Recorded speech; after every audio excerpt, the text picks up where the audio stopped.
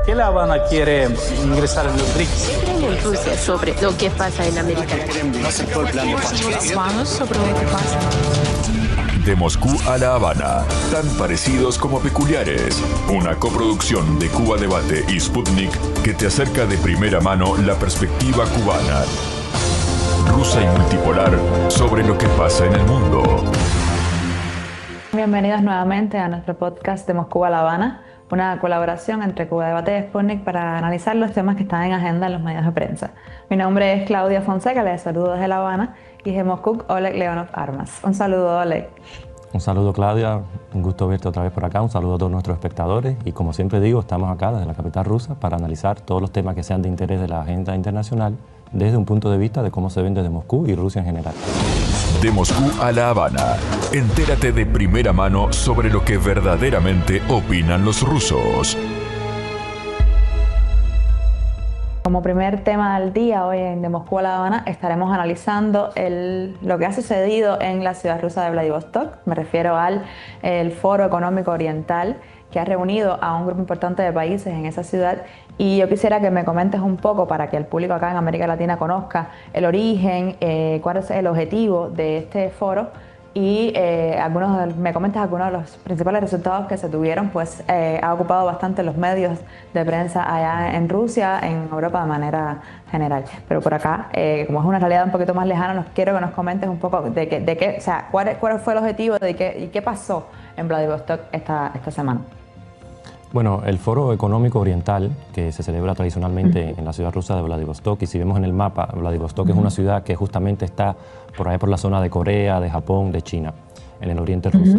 Es uno de los tres principales foros económicos que existen en Rusia, igual que el Foro Económico de San Petersburgo o el Foro Económico de Sochi, que el de Sochi estaba más destinado para el sur global, el de San Petersburgo históricamente estaba más destinado hacia Occidente, pero como hemos visto en los últimos años, Occidente mismo ha cortado los lazos económicos y culturales y sociales con Rusia, por lo que ese foro, el de San Petersburgo, con el tiempo, poco a poco, está perdiendo protagonismo, y está ganando protagonismo justamente el Foro Económico Oriental de Vladivostok, porque no es un secreto para nadie que hoy día Asia es la locomotora económica del mundo. Entonces estamos viendo como todos los países poco a poco están girando sus intereses económicos hacia Asia y Rusia también. Entonces, este foro es relativamente nuevo, surgió en el 2015 y aquí valdría destacar que es justamente un año después de aquel primer quiebre entre Rusia y Occidente, ¿no? Por el tema ucraniano, cuando empezó la guerra civil en Ucrania en el 2014 y Crimea, mediante un referéndum, votó por reintegrarse con Rusia, que era como el país histórico al que pertenecía, ¿no? La península. Entonces, en ese primer quiebre se impuso las primeras olas de sanciones contra Rusia, que no fueron tan fuertes como las de ahora, pero ya desde entonces la cúpula política y económica de Rusia se estaba percatando de que poco a poco hay que ir cortando, si no bien cortando los lazos con Occidente, por lo menos buscar nuevas alternativas, ¿no? Y sobre todo en Asia, porque sabemos que, como ya he dicho aquí, me gustaría repetir, Asia es la locomotora económica y Rusia tiene una vasta y extensa frontera tanto con China como con Mongolia, tiene fronteras marítimas con Japón, con Corea. Entonces, para salir a esa zona se lanzó este foro, ¿no? Yo tuve la oportunidad de participar una vez en ese foro y ahí no solamente participan países asiáticos, también participan algunos, de vez en cuando, de año en año, participan países latinoamericanos que tienen salida al Pacífico, porque también el Pacífico, más que una frontera entre los dos continentes, en realidad es como un puente económico entre Asia y América Latina en su conjunto, ¿no? Por lo menos los países que tienen salida al Pacífico. Y pues bueno, poco a poco este foro se ha ido desarrollando. En varias ocasiones han participado primeros ministros y presidentes de los países asiáticos, por lo que ha ganado protagonismo. En este caso, el mandatario de Laos participó en el foro, pero también habían participado en varias ocasiones el presidente chino, los primeros ministros de Japón y algunos mandatarios de Corea del Sur también han participado, entre muchos otros. Y bueno, me gustaría destacar que precisamente en este foro, que es el 10º ya que se celebra, participaron alrededor de 7.300 asistentes, ¿no? Entre políticos, diplomáticos y figuras de negocios, ¿no? de comercio. Claro que en su mayoría son rusos, porque además del destino de este foro, además de crear lazos entre Rusia y los países asiáticos, es crear también lazos entre las regiones rusas del Oriente, de lo que llamamos en Rusia el lejano Oriente ruso. Lejano Oriente a vistas desde Moscú, ¿no? Que es la capital, porque para los residentes que viven ahí no es nada lejano, ellos viven ahí, o sea, son todos sus vecinos, esos países, no China, Corea, Japón, son sus vecinos directos. Entonces, en este foro también se concretaron más de 280 acuerdos por un total de 6 billones de rublos, billones en español, que vendría siendo 74 mil millones de dólares.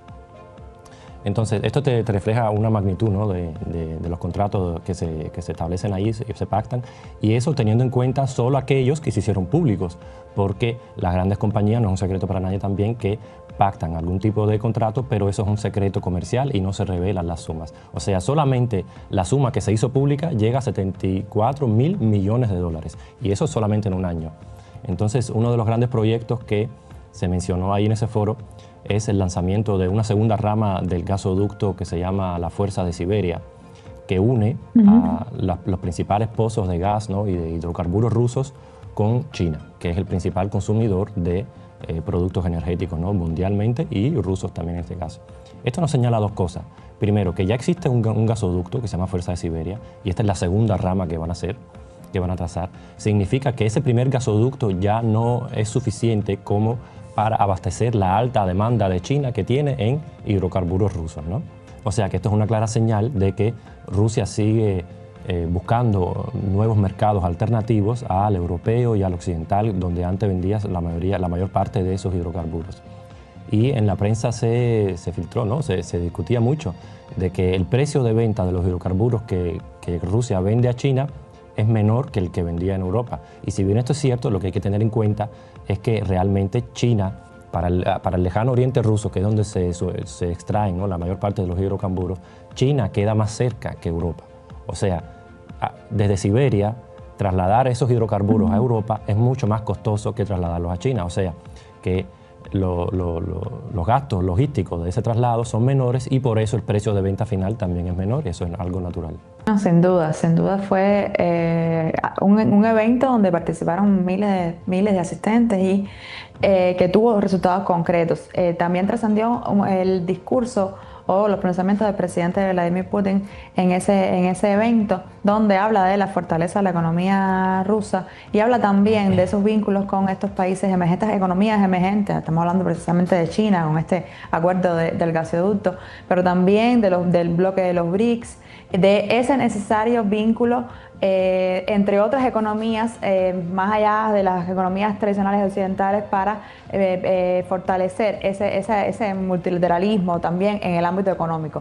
Yo quisiera que me comentes un poco sobre cuáles fueron los planteamientos principales del presidente ruso y en este sentido cómo manejó también este vínculo, ¿no? con China, cómo lo manejó en sus pronunciamientos. Bueno, sí, como tú bien dijiste, también Putin fue uno de los principales invitados al foro, y aunque él personalmente no firma contratos ni nada de eso, pero él estuvo como invitado y sí marcó en términos generales, ¿no? cuál es el desarrollo económico de Rusia, y principalmente destacó que la economía rusa, a pesar de todas las sanciones occidentales, sigue creciendo, y sigue creciendo a un paso mayor promedio que la media global, porque sabemos, por ejemplo, que Europa está casi en una estagnación económica. Justamente una de las razones es porque ella misma, Europa, ¿no? en su conjunto, se limitó a no comprar los hidrocarburos rusos, y ahora su economía, su industria principalmente, que necesita bastante energía, está en decadencia. Entonces, yo aquí marqué algunas citas que me parecieron interesantes del discurso de Putin, aunque la mayor parte de su discurso, el 80% de su discurso, estaba destinado a tratar temas internos, ¿no? económicos de Rusia. Pero en lo que respecta a cosas interesantes que podrían ser para nuestro público, él destacó que la economía rusa debe convertirse en una economía de salarios altos. Hay que mencionar que al día de hoy el promedio, ¿no? un salario promedio en Rusia es de $1.200 más o menos. O sea, ese es el promedio. Hay gente que recibe menos, hay gente que recibe más, pero como promedio, ¿no? Entonces, aunque comparando, por ejemplo, con los salarios en Europa o en Estados Unidos, eso podría parecer poco, pero si nos ponemos a comparar la paridad de poder adquisitivo, ¿no? de un ruso promedio, con ese dinero le alcanza para vivir e incluso para más, para viajar, para hacer lo que quiera, ¿no? En lo que respecta a poder adquisitivo, Rusia está hoy en las 5 principales economías del mundo, después de Estados Unidos, China, la India justamente y Alemania. Entonces, pero el que Putin diga esto a mí me parece interesante porque sabemos que los salarios altos se tienen lugar en aquellas industrias, ¿no?, que tienen un alto valor agregado, o sea, que no es solamente extracción de recursos naturales o agricultura, por ejemplo, ¿no?, sino industrias, las ciencias cibernéticas, la cosmonáutica, ¿no?, algo que tenga mucho valor agregado. Entonces los salarios ahí son bastante altos porque requieren bastante conocimiento, ¿no?, de la población y capacitación.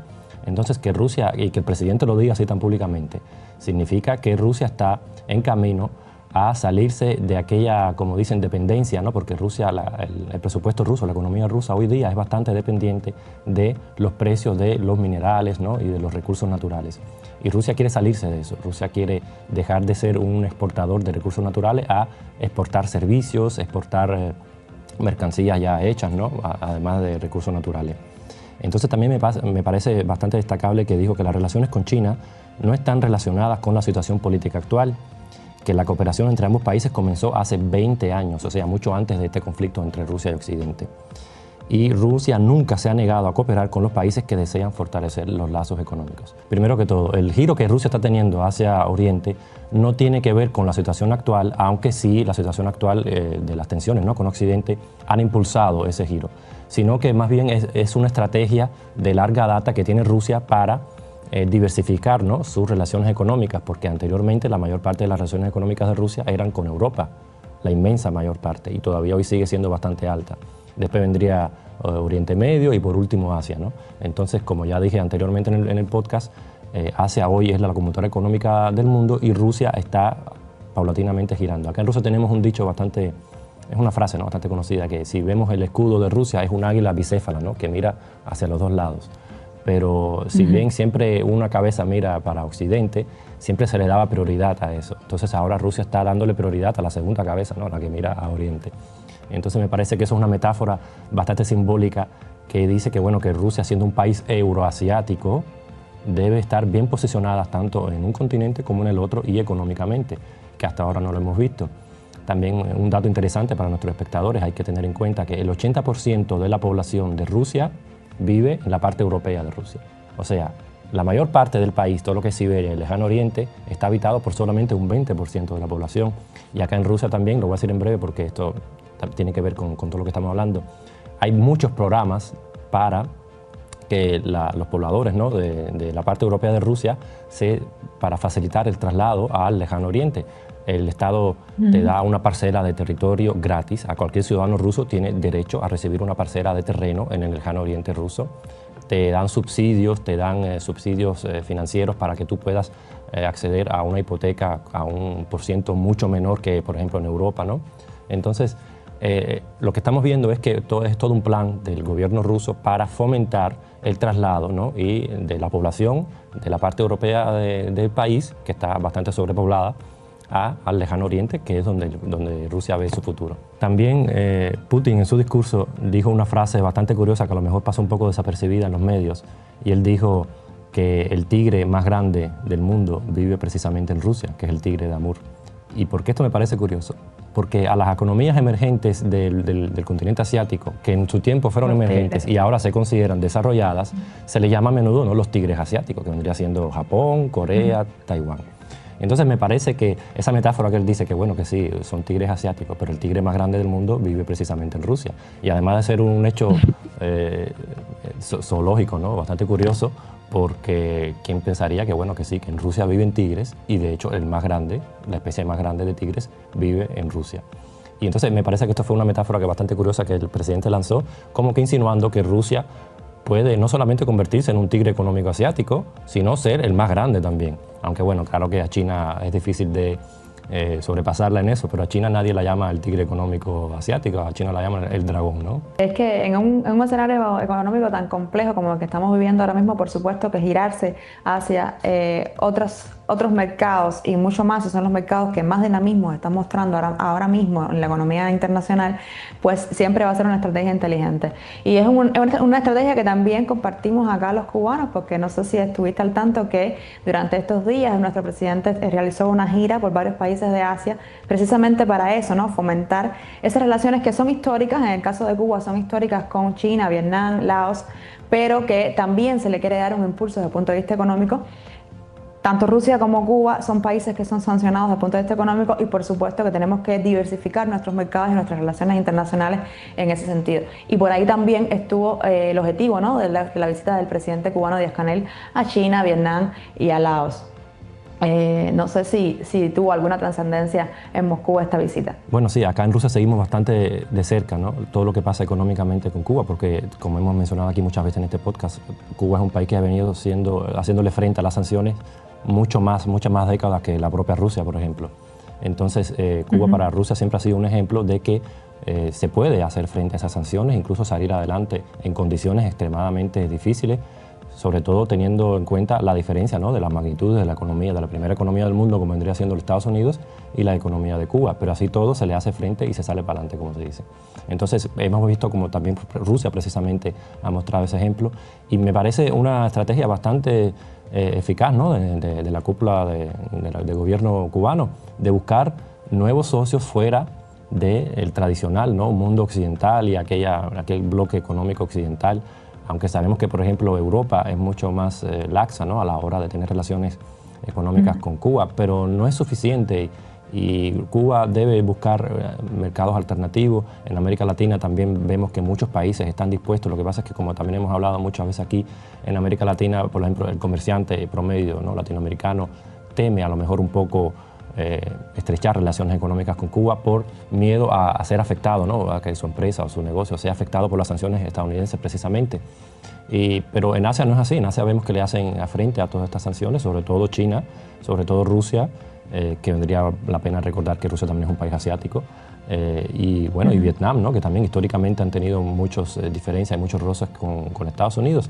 Y en este marco, ¿no?, tanto Cuba como Vietnam, por ejemplo, han mostrado un ejemplo de que se le puede hacer resistencia a Estados Unidos y también en el campo de batalla, ¿no?, porque porque Cuba también resistió una invasión estadounidense, aunque fue puntual, pero la resistió. Y Vietnam sabemos que tenemos varias décadas, ¿no?, de resistencia contra Estados Unidos. Entonces, en el aspecto económico, yo creo que sería bastante razonable para Cuba, y estamos viendo que lo están haciendo, ¿no?, es buscando mercados alternativos para su producción y para atraer mayor inversiones, ¿no?, dentro de la propia Cuba. Así es, que tanto Vietnam como Cuba han sido países que han estado bloqueados por Estados Unidos, porque entonces, si recuerdas, hasta el 95 Vietnam también sufrió un bloqueo económico, y después, por supuesto, vemos este repunte económico que ahora mismo es una de las economías más importantes dentro del sudeste asiático, de mayor crecimiento, de mayor volumen de intercambio comercial internacional. También tuvo un componente simbólico. Perdón que te interrumpa. Sí. Sí. Que esto es precisamente un ejemplo de que el bloqueo sí afecta a la economía de los países que son bloqueados. O sea, hemos visto aquellos que dicen no, que el bloqueo no tiene nada que ver. No, el bloqueo sí tiene que ver. Vemos el ejemplo de Vietnam antes y después, y es un repunte económico bastante fuerte, como tú bien dices. Sí, y también tuvo un componente, esta gira del presidente cubano también tuvo un componente simbólico, porque fue invitado a participar, al igual que el presidente Putin, en esta ceremonia, tanto en Vietnam, en el 80 aniversario de la reunificación nacional y de la Día de la Independencia, con un amplio desfile militar, un gran despliegue que se hizo también ahí en la plaza Ba Dinh, en Hanoi, y también en el desfile que se hizo en Tiananmen, en China, a raíz del 80 aniversario de la victoria contra el fascismo, donde también participaron otros presidentes, incluso el presidente Putin estuvo por allá. Por tanto, fue, además de una visita que tenía, por supuesto, marcados objetivos desde el punto de vista económico, que es una necesidad para Cuba, es una de las prioridades que ahora mismo tenemos, también tuvo este componente simbólico de este apoyo, esta unidad que se quiere en el sur global, y que esta apuesta por el multilateralismo que tanto hemos hablado acá en este podcast. Con curiosidad, de Moscú a La Habana, rompiendo los clichés de la propaganda globalista. Por estos días estuvimos viendo también la convocatoria a una cumbre en París hecha por el presidente Emmanuel Macron para reunir a un grupo de países que se han mostrado preocupados supuestamente por la seguridad de Ucrania y que exigen garantías de cara a un posible acuerdo de paz. Unas garantías que incluyen también la presencia, están hablando de presencia militar en territorio ucraniano. Por supuesto, esto ha traído una respuesta de Moscú. Yo quisiera que me comentes un poco qué pasó en esta cumbre en París y cuál ha sido la respuesta de Rusia sobre estas intenciones. Desde París lo que vimos es que sí, Macron precisamente como el principal impulsor de esta idea de la coalición de los dispuestos, como se le llama, aunque después un poco ironizaré sobre esto porque hemos visto que pocos países realmente están dispuestos, pero bueno, se le llama. Sí, así. Muy pocos están dispuestos. Sí. Muy pocos países de esa coalición de los dispuestos están realmente dispuestos. Pero entonces la intención era precisamente hacer un contingente paneuropeo y enviarlo a Ucrania, no al frente, sino como a la retaguardia, ¿no? Como para proteger, supuestamente, esto según el plan europeo de Macron precisamente, proteger el territorio ucraniano de que Rusia lo ocupe, ¿no? Lo reconquiste. Porque también ahora me gusta hacer una aclaración que a ojos de Rusia esto es una recuperación de sus territorios históricos. Aquí hemos hablado mucho en este podcast cuál ha sido la realidad de esos territorios que son mayoritariamente habitados por rusoparlantes, en lo que hoy día tiene lugar, ¿no? La operación militar especial rusa. Y por qué se le llama operación y no guerra también, justamente por esto. Entonces, lo que hemos visto es que realmente pocos países han estado dispuestos. Desde Polonia dijeron categóricamente que no van a participar, porque también hemos hablado aquí en este podcast que en caso de un conflicto directo entre Rusia y los países de Europa, Francia sea quizás el último país que sea afectado, pero Polonia es el primero, porque es el primero que está en camino de Rusia. Entonces ellos saben bien, conocen bien las realidades y no están dispuestos a arriesgar su soberanía y el bienestar de su población por las intenciones napoleónicas de Macron, ¿no? Entonces otro de los países que tampoco está dispuesto ha sido Italia, que lo ha dicho categóricamente. El gobierno italiano ha dicho que no va a haber botas, ¿no? italianas en suelo ucraniano. Y el último país también que ha dicho que no está dispuesto, al menos por ahora, a enviar tropas ha sido Alemania, porque también hemos hablado aquí en este podcast que las Fuerzas Armadas de Alemania hoy día sufren de una escasez de tropas tremenda. O sea, incluso en tiempos de paz no pueden recuperar la cantidad de soldados necesarios para abarcar todas las necesidades de las Fuerzas Armadas. Entonces, estamos viendo como poco a poco muchos países se han salido, ¿no? Y son países grandes, son países potentes, porque tanto Polonia como Italia como Alemania son países grandes, ¿no? Sí, o sea, si no tenemos en cuenta países como Lituania o Letonia, ¿no? Que también, como he dicho, mencionado también aquí, ironizado un par de veces en este podcast, solamente la ciudad de Moscú tiene más población que Lituania, Letonia y Estonia juntos. O sea, para que tengan una idea, ¿no? de la envergadura de en qué magnitud esos países podrían participar en esa coalición, ¿no? Entonces, estamos viendo como los únicos que se quedan son Francia y Reino Unido, pero Reino Unido también tiene una seria crisis de soldados, ¿no? de tropas, a diferencia de Francia, porque Francia sí es un polo militar europeo.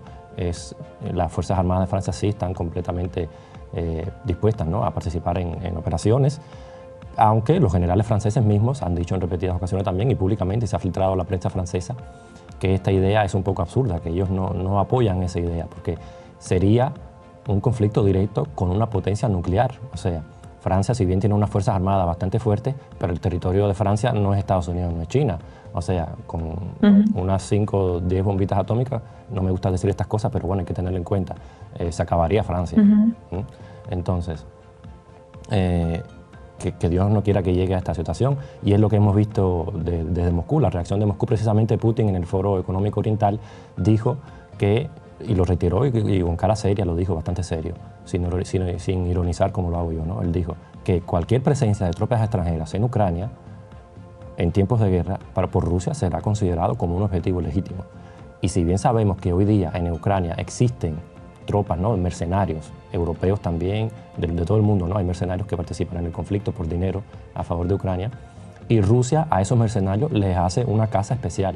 O sea, son el objetivo número 1, incluso antes de que las propias tropas ucranianas. Para Rusia el objetivo número 1 son los mercenarios extranjeros.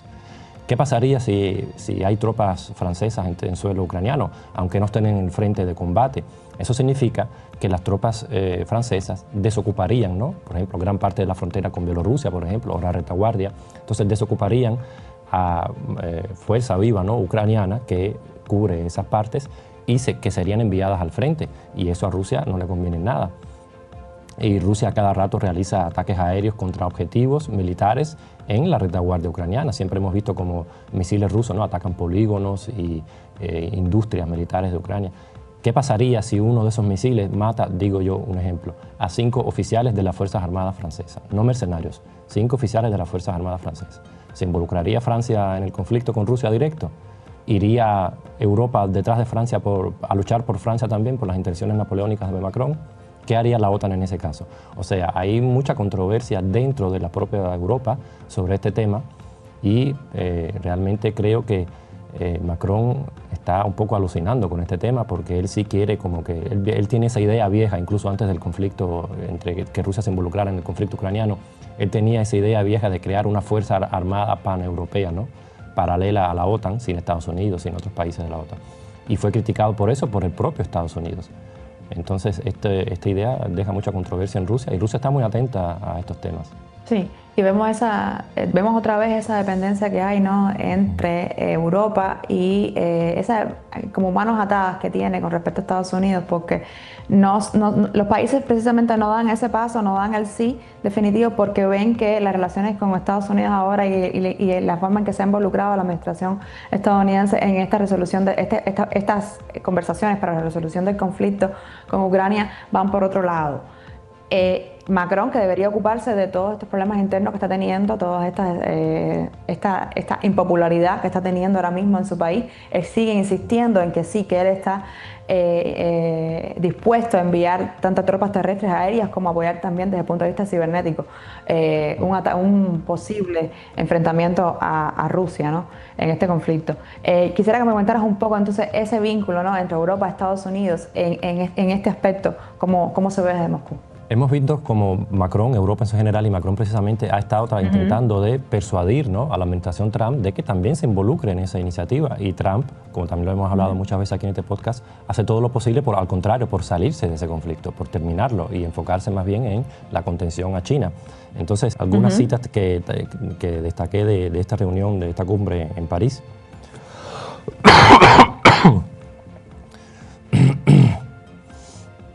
Es que la coalición de los dispuestos espera acordar finalmente la contribución de Estados Unidos para garantizar la seguridad de Ucrania. O sea, que sin el visto bueno de Estados Unidos, se lo traduzco a términos generales, sin el visto bueno de Estados Unidos, Macron como que no se atreve a lanzar esta iniciativa, ¿no? Entonces, Ucrania coordinará ahora con Estados Unidos las sanciones contra Rusia. O sea que también sin el visto bueno de Estados Unidos no van a imponer sanciones o Ucrania va a intentar persuadir a Estados Unidos para que imponga más sanciones. Y por último, me gustaría destacar que si Rusia continúa negándose a las conversaciones de paz, esto a vista de París, porque para Rusia no es nada así, se impondrán nuevas sanciones con el acuerdo de Estados Unidos. O sea, que Macron diga estas cosas que siempre tienen que ver, bueno, con el visto bueno de Estados Unidos, con el acuerdo de Estados Unidos, si Estados Unidos nos da el permiso y si Estados Unidos quiere. Quiere decir que Europa no es un sujeto en estas conversaciones. Lo hemos hablado también aquí en este podcast, la diferencia que hay entre la reunión entre Putin y Trump en Alaska, ¿no?, que tuvo lugar en Alaska, y la reunión de Trump con los líderes europeos en la Casa Blanca, que Trump parecía un profesor, ¿no?, y todos los líderes europeos ahí que como los estudiantes de la escuela, y el profesor les decía, bueno, lo que vamos a hacer es esto, esto y esto. La opinión de ustedes no me importa, yo soy el que decido aquí. Y lamentablemente estamos viendo cómo Europa pierde soberanía en estas cosas. De Moscú a La Habana. Sigue de cerca la visión del nuevo mundo multipolar. Vamos entonces a hablar ahora sobre la reciente cumbre que hubo, cumbre virtual que se convocó de los BRICS, precisamente en todo este contexto de guerra de aranceles, de lucha contra, o sea, la pretensión de luchar contra ese proteccionismo que estamos viendo, que se está impulsando por las políticas económicas de Donald Trump. Vemos que el presidente Lula convocó a esta cumbre virtual y cada uno de los países miembros del BRICS Recuerdes que ya BRICS no solo es los países fundacionales, sino además tiene países socios e invitados también que ya van aumentando lo que es el volumen de este mecanismo. Se han manifestado en contra de estas políticas de presión que se están aplicando desde Washington desde el punto de vista económico para moldear el mundo nuevamente según los intereses desde la Casa Blanca. Yo quisiera que me comentaras un poco sobre qué se estuvo manejando con respecto a esta cumbre de los BRICS allá desde Moscú, que es además un país miembro fundacional de este mecanismo. Bueno, lo que estamos presenciando es el desmantelamiento paulatino pero seguro del sistema económico que existía hasta ahora en torno a Estados Unidos y Occidente en general, porque hasta ahora no hemos visto una declaración así tan fuerte, sobre todo proveniendo desde Brasil, porque todavía tú dices, bueno, si lo dice Rusia, si lo dice China, que son como enemigos económicos, ¿no? de Estados Unidos, a que Estados Unidos propio ha nombrado a sus enemigos económicos, lo que le está haciendo la guerra económica. Pero Brasil hasta ahora ha sido excepto, ¿no? de esa guerra económica tan fuerte, por lo menos de la administración estadounidense. Y entonces vemos que la iniciativa viene desde Brasil, que con la administración Trump también fue afectada, ¿no? Se le impuso aranceles. Significa mucho. O sea, Estados Unidos está perdiendo el visto bueno de la mayor parte del mundo en su guerra económica que tiene contra todo el mundo. Porque si bien vimos como lamentablemente Estados Unidos doblegó a Europa con esa imposición de aranceles, ¿no? del 15%, como Ursula von der Leyen viajaba a Washington y le ponía la cara buena a Trump y le decía que bueno, esto es un acuerdo que nos satisface a todos. No satisface, no. Estados Unidos doblegó a Europa totalmente, pero el mundo entero, el resto del mundo, ¿no? Por lo menos las principales economías del mundo que vienen acumulándose en los BRICS, no quieren, no están de acuerdo con esto. Entonces, que esta reunión sea, primero, extraordinaria. Segundo, justamente después del foro de la Organización de Cooperación de Shanghái, en el que hablamos también en el podcast anterior, que reunía a Rusia, China y la India y otros países del continente que también expresaban lo mismo. O sea, tenemos que crear un espacio de seguridad en Asia sin Estados Unidos para nuestra prosperidad económica asiática. Entonces ahora vemos como también a esa iniciativa se suma Brasil, se suman los BRICS, que los BRICS ya vienen siendo no una organización regional, ¿no? Como vendría siendo la asiática, sino mundial también. Entonces estamos viendo cómo diferentes países empiezan a imponer iniciativas para crear un sistema económico sin Estados Unidos y esquivando totalmente las amenazas, ¿no? económicas de Estados Unidos, porque muchos líderes, ¿no? tanto Lula como el presidente Xi, el chino, como el presidente Vladimir Putin, ¿no? el presidente de Rusia, como el presidente de Irán también, prácticamente expresan lo mismo. Estados Unidos está utilizando instrumentos económicos para presionar a otros países del mundo. En Cuba eso lo saben bastante bien. Ahora el mundo entero lo está sintiendo también en carne propia y están tomando manos en el asunto. Y esto me parece una iniciativa bastante buena porque se está creando como el marco, ¿no? de un futuro sistema económico a expensas de Estados Unidos en general. Que ya este mecanismo de los BRICS, además de lo que implica, del volumen económico que implica, más del 40% del PIB mundial, y otras grandes cifras que impresionan cuando uno busca un poco de información sobre los BRICS, es que ya han tenido resultados concretos. Estamos hablando de este comercio que se ha impulsado también, ya no en dólares, ya no en las divisas tradicionales, sino en las divisas en yuan, en el rublo, en las divisas de cada uno de los países miembros, que eso te da la idea de que la economía, o sea, de otra manera de relacionarse desde el punto de vista económico y que se está, como tú decías, se está diseñando otro modelo económico que ya no este esquema tradicional de los dos gemelos de Bretton Woods, como le dicen, el FMI, el Banco Mundial, que eran como las grandes manos que movían las marionetas del comercio internacional, ¿no? Ahora estamos viendo se está diseñando otra manera de relacionarse desde el punto de vista económico en el mundo, que tiene que ver también con esa apuesta, como hemos venido diciendo, de ya no un mundo unilateral, sino un mundo multilateral, donde hay más voces que pueden decir y pueden decidir sobre qué es bien, qué está bien y qué no está bien, cuáles son los mayores beneficios para la humanidad, porque al final lo que se quiere es beneficio para los pueblos de estos países miembros de estos bloques, ¿no? que están surgiendo, de estas naciones y economías emergentes. Vimos también, estaba viendo acá en prensa, que durante la cumbre se hizo alusión al conflicto en Ucrania. El presidente Lula mencionó un poco sobre este tema y yo quisiera que me comentaras qué fue lo que se abordó y cómo se vio desde Moscú. Sí, bueno, el presidente Lula dijo explícitamente que la solución del conflicto ucraniano radicaba en tener en cuenta las demandas de seguridad de todos, esto lo subrayo, de todos los países involucrados. Esto repite prácticamente palabra por palabra lo que ha venido diciendo Rusia desde el 2022, incluso antes, cuando proponía los acuerdos de seguridad con la OTAN y Occidente en el 2021, incluso mucho antes, en 2014, cuando se inició el primer quiebre, ¿no?, en torno a Ucrania. Rusia siempre, ¿cuál es la principal demanda de Rusia, ¿no? Que sus criterios, ¿no?, de seguridad en Europa tienen que ser considerados. La OTAN no puede ignorar a Rusia y hacerse como que no existe Rusia y expandirse hacia sus fronteras e imponer armamentos estratégicos a lo largo de sus fronteras.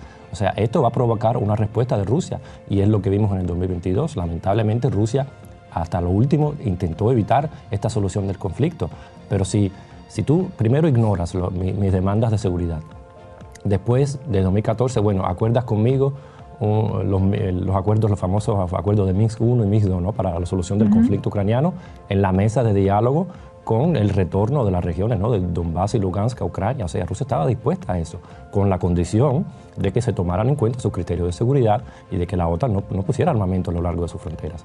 Se ignoraron también esos acuerdos, nunca se llevaron a cabo, ni por Kiev ni por nadie. Entonces, Alemania y Francia, que eran garantes de ese acuerdo, nunca presionaron a Ucrania para que los cumpliera. Entonces, en el 2021 viene Moscú y reitera, ¿no?, mira, estas son mis propuestas de seguridad, seguridad europea, seguridad global, por favor, para que todos estemos seguros, ¿no?, nos sintamos seguros en este vecindario de países. Ignoraron totalmente las preocupaciones de seguridad de Rusia. ¿Qué otra oportunidad le quedó a Rusia que involucrarse en el conflicto ucraniano? Y, lamentablemente lo digo, mediante la fuerza, hacer cumplir sus criterios de seguridad. Entonces, es lo que estamos viendo ahora. Y estas palabras de Lula me parecen importantes porque significa que los BRICS en su conjunto, aunque no lo digan explícitamente, porque ante ojos del mundo ellos como no pueden apoyar un conflicto, ¿no? Está claro, nadie lo apoya en Rusia, tampoco apoyamos ese conflicto, pero es como un mal necesario, ¿no? Porque si no se dan cuenta, lamentablemente tenemos que resolverlo así. Aunque explícitamente en sus palabras no puedan apoyarlo, pero el que repita casi palabra por palabra las preocupaciones de seguridad de Rusia significa que están del lado de Rusia. O sea, que es una señal a Occidente, a Europa, a Ucrania, que por favor, si no tienen en consideración los criterios de seguridad de Rusia, este conflicto no se va a solucionar o se va a solucionar a la fuerza con Rusia venciendo en el campo de batalla, que es lo que Moscú quiere evitar al máximo. Entonces también hemos visto que, por ejemplo, el presidente Putin mismo en el Foro Económico Oriental había invitado incluso a Zelensky, bueno, vente a Moscú, nosotros no te reconocemos como presidente porque tu mandato expiró, pero si tú eres el poder de facto en Ucrania, vente a Moscú, conversamos y lo tratamos entre tú y resolvemos el problema. Zelensky también se salió, dijo que no iba a viajar a Moscú. Bueno, entonces, ¿cuál es la solución que queda? Lamentablemente en el campo de batalla. En el contexto del foro de los BRICS se hizo alusión a esta situación que está teniendo lugar acá en América Latina con el despliegue militar de Estados Unidos en el sur del Caribe, que también se rechazó como una violación a esta declaración de América Latina y el Caribe como una zona de paz. O sea, desde el BRICS, que no es precisamente un grupo político como tal, sino tiene más bien un trasfondo económico, comercial, pero también en la posición de los países respecto a este tema de rechazo a una injerencia nuevamente de Estados Unidos en la región de América Latina, a una injerencia de esas sanciones unilaterales impuestas a los países que son soberanos, los gobiernos que son soberanos, que son elegidos por su pueblo, pero que a Estados Unidos le parece que son molestos y por tanto va una y otra vez a atacarlos. Y me parece también importante que se haya abordado este tema en el marco del foro de los BRICS, aunque fue un encuentro virtual, pero que sí tuvo importantes planteamientos. No sé si lo ves así también. Sí, totalmente. Y resumiendo lo que tú dices, ampliándolo un poco más también, la gestión de Estados Unidos en los últimos años, y no solamente con Trump, con Biden también pasaba, y con el anterior de Trump también, con el primer mandato de Trump, esa gestión de Estados Unidos, en vez de involucrar al resto del mundo a su sistema, ¿no?, invitarlo mediante buenas negociaciones, mediante el quiebre de las sanciones. O sea, esa gestión de intimidación económica y de intimidación militar no ha hecho más daño a Estados Unidos que al resto del mundo, porque el resto del mundo lo que ha hecho es unirse contra esa política de intimidación. Y estamos viendo cómo bloques, ¿no?, como la Organización de Cooperación de Shanghái o el Foro Económico también de Vladivostok, como reúne a diferentes fuerzas económicas del continente asiático, en la cumbre de los BRICS, vemos como poco a poco ¿no? Ladrillo por ladrillo se está construyendo un nuevo sistema global de gobernanza alternativo al que Estados Unidos intenta y una y otra vez imponerle al resto del mundo. Entonces lo que está haciendo es todo lo contrario, lo que está logrando es todo lo contrario. Lo vemos también en el ejemplo de América Latina, con este despliegue militar ahí en las costas de Venezuela. Lo que hizo fue unir a las fuerzas de América Latina, porque independientemente de las diferencias que tengan los países del continente, en algo sí están de acuerdo todos, en que de esa forma de intimidación militar en el continente americano es intolerable, y lo que están haciendo es unir al revés a toda América. Entonces, a la larga, lo que Estados Unidos está haciendo es perder en esta carrera. Nosotros acá en América Latina decimos popularmente es como tirarse un tiro en el propio pie. O sea, lo que ha conseguido es precisamente aislarse él mismo del resto del mundo con estas políticas de presión y estos mecanismos de imponer mi designio por encima de todas las cosas. Pero bueno, es un tema sobre que seguiremos abordando en otros podcasts acá de Moscú a La Habana. De Moscú a La Habana, para que conozcas mejor la idiosincrasia rusa. Esto ha sido todo por hoy en De Moscú a La Habana, una colaboración entre Cuba Debate y Sputnik para analizar los temas que están en agenda en los medios de prensa. Como siempre hago, lo invito a que nos busque en redes sociales y nos dejen los comentarios sobre lo que hemos debatido y sobre temas que son de interés para usted y que abordemos en próximos programas. Un saludo. De Moscú a La Habana, tan parecidos como peculiares. Una coproducción de Cuba Debate y Sputnik para que tengas una perspectiva más amplia de las noticias que llegan desde todo el planeta.